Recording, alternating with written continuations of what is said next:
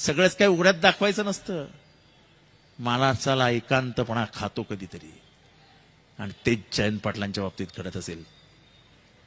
माझी खात्री आहे की हे वाक्य ऐकल्यानंतर जयंत पाटील एखाद्या खोलीत बंद करून ढसाढसा रडले असतील, ढसाढसा रडले असतील की या महाराष्ट्रामध्ये असे नीच माणसं कशी काय जन्माले आले रे शिवराया.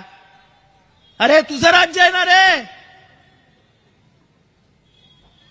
अरे जुजावने तुमच्यावर संस्कार केलेत ना, त्या राज्य व्यवस्थेमध्ये असा माणूस. माझा प्रश्न तुम्हाला आहे राजे, हे संस्कार तुमचे नाहीत राजे. राजे हे संपवावं लागेल. राजे शक्ती दे. मी अनेक दिवसानंतर अशी सभा बघतोय, माणसं उठायला तयार नाहीयेत. 3 तास 4 तास झाले माणसं चालतायत.